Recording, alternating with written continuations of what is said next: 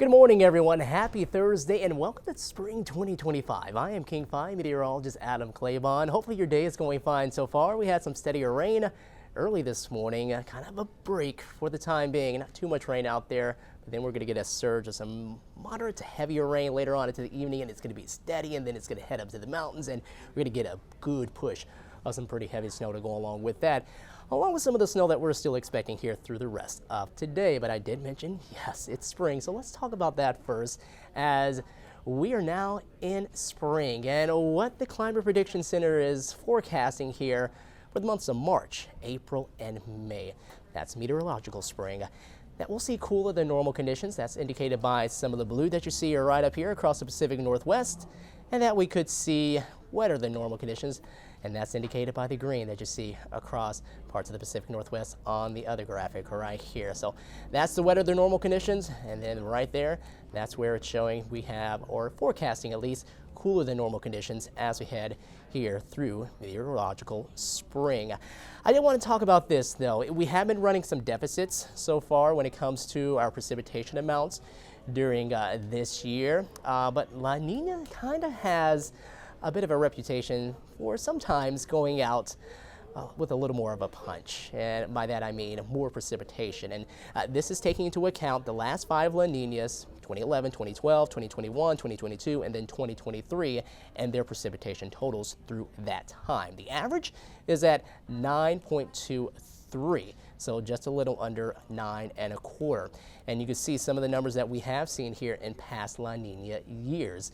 Closer to 14 inches in 2011, closer to 12 inches in 2012, and 2022 coming in just under 10 inches. The other two, yeah, we're below average when it comes to precipitation, but 3 out of 5, a little bit of a chance, or at least more of a chance, that conditions will be wetter than normal here as we head over these next few months. So far here in March, we picked up a little over 2.5, so we'll see how that comes together, but we can definitely use the rain because we are running deficits again, and we do have drought conditions because of that, mainly near and east of Puget Sound. That's where you're having the drought conditions, at least the tan shaded color. The yellow areas are where we have abnormally dry soil, where we could be leading into or maybe coming out of drought conditions, depending on just the forecast and what we've been seeing here recently.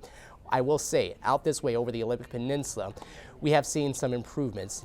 This area in last week's report from the drought monitor area reported that we had all of that area under abnormally dry soil. So we have seen that erased, and again, seeing some improvements, and with the forecast that we have over the next few days, might be seeing a bit more of that too. All right, let's get into what's happening these next few days. It's going to be wet, increasing rain here throughout this afternoon, and more so tonight and into the day on Friday. Kind of breezy at times to go along with that. A few showers around on Saturday, but I think overall Saturday might be a mostly dry day. And with that being the case, we're going to put down some good snow up across the Cascades, and this is showing us where our percentages are so far for this year and where they should be, and where you have the yellow shaded areas, that's where our percentages are running about 70 to 80 to 89% of average. So the amount of water in our snowpack and where it should normally be. Farther south across the state and up across the Olympics, we're doing pretty good, 90 to 100% there, if not even more. So let's take a look at the forecast, because it looks like today is going to be one of those chillier days. We put down more snow into the mountains, but it doesn't feel really spring-like at all. We'll get more of that as we head into Monday, next Tuesday, and next Wednesday. Not looking to be too bad right now. Looking around Highway 2 there up at Stevens Pass. Looks like if you're driving up there, should be okay to go. Again, take your time. Looks like you're going to be doing okay around Snoqualmie Pass as well. Just don't drive too quickly with that. We've had some break in the clouds farther north, where we really didn't have as much rain this morning up here around Clallam County for Port Angeles. Granite Falls, it's been pretty much a cloudy and a gloomy start to our day. Check out that bird, just flew by there in Tacoma. A little bit of a sway to the flag there also on the Tacoma Dome, so it is breezy out there here this Thursday afternoon, while seeing the overcast conditions in Everett, and more of the same, just with more rain here in Seattle early into your afternoon now as we sit in the mid-40s. Again, more rain here. That report actually coming in from the airport, where it is not raining as of we speak right now. Temperatures in the mid-40s down around Tacoma, 42 in Bremerton. It's not going to warm up much at all here today, but temperatures over around our passes near if not below the freezing point, leading to why we are still expecting to see a good amount of snow up there. Now radar showing where we do have that rain up this way around the Kitsap Peninsula over parts of Puget Sound, and then getting closer here to Elliott Bay and around Seattle. That's why we have some of those raindrops falling on the camera as we speak. And as I zoom in right there, you can see that it's coming down fairly heavily. That's why you have the yellows and the oranges popping up here into our day. Let's talk about the winter weather that we're expecting. Winter weather advisories are in effect until 11 p.m. there for more of the central and the south Cascades. This is going to be for more around Snoqualmie Pass and parts south. We're getting closer to White Pass. Up to 7 additional inches of snow expected there for elevations near and above 2,500 feet. And farther north, we're going to have this next round of winter storm warnings go in effect later this evening at 5 p.m. They will last until Saturday at 5 a.m. Elevations a bit higher, around 3,000 feet, but maybe another 1 to 2 feet of extra snow expected on top of there. We're going to show you those totals here coming up in a bit. I'll show you Futurecast first, and you can see that all really coming together and that rain filling in as we head deeper on into the afternoon and throughout the evening. Moderate to heavier pockets here as we head on into the night as well. That's 9 p.m. We're still seeing a lot of that around Seattle. Now, near Everett and I think just north of Everett, Camano and Whidbey Island, we're going to have rain shadowing there, and that might limit some of the amounts that we get with this system as it pushes on through. So that particular area right there, Discovery Bay, up around maybe Sequim, all the way up to maybe southern parts of Skagit County. Keep an eye out for some drier than normal conditions than what the rest of us might be seeing here, but still going to be steady rain for the rest of us. Everybody at some point will get some rain out of this and a good amount of snow up across our mountains. Just check out all the blue and the darker blues too, indicating where we have some of the heaviest snow still expected with this as it comes on by.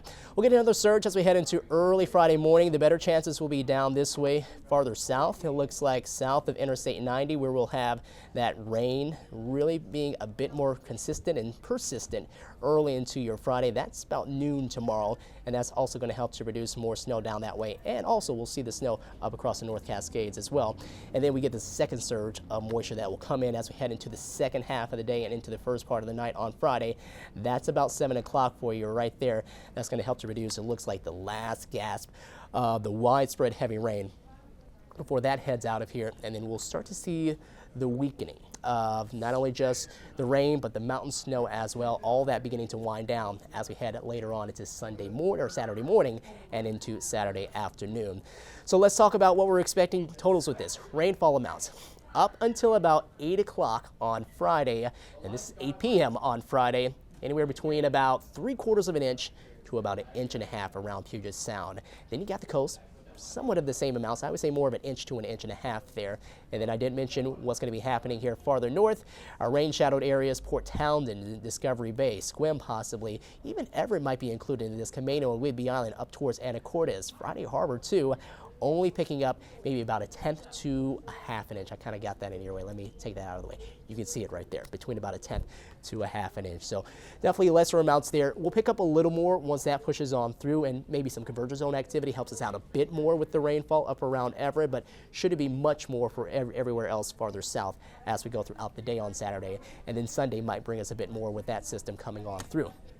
Now, snowfall amounts, same story can be said there, that we're going to get the majority of our snow with this system here through tonight, into the day tomorrow, and early into Saturday morning. After we get past that point, we do still have a little more of that last punch coming through for areas near Stevens Pass and up towards Mount Baker. That's why you'll see that some of these totals that are closer to about 1 foot to 1.5 feet, get up closer to 2 feet, maybe even trying to approach 30 inches up to some of those spots. So we're definitely going to put down some good amount of snow with this, and that should be a very great news for those of you still wanting to get out there. If you haven't done so much of that here yet this year, skiing, snowboarding, just getting out into the mountains and getting into the snow, we still have that chance with more of the weather that's expected to be cooler than normal, at least for the next few days, because by the time we head on into early next week, the first full week of spring, check it out right here. That's an area of high pressure. That ridge is building across the west coast, and where you have the oranges and the reds showing up, that's where the stronger area of high pressure is going to be, and that's going to build here for your Monday and your Tuesday. Even your Wednesday is going to be quite nice too. Might be more of a dirty ridge, meaning that we might still have a decent amount of clouds to go along with that. It might not be completely clear, but it's still going to bring us the warm up. And then eventually by late next week and heading to the last few days of March, we'll start to see this troughiness start to return back into the area. Still probably staying a little warmer than normal, but eventually I think by the time we head into April, maybe starting to see a little bit more of that cooler than average weather come back into play for us. But you can see the increase in temperatures going from the upper 40s today all the way into the 60s Monday, Tuesday, and Wednesday. Average high is at 55 degrees.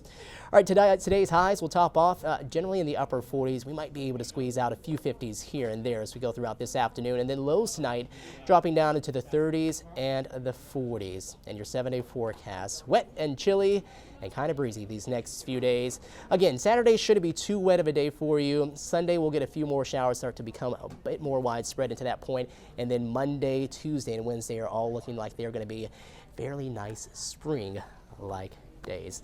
All right, everyone, again, you've made it through winter 2025, a La Nina winter, and now we are into our spring.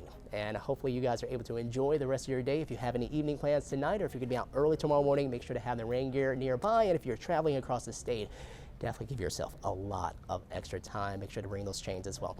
Take care, everyone. We'll talk to you soon.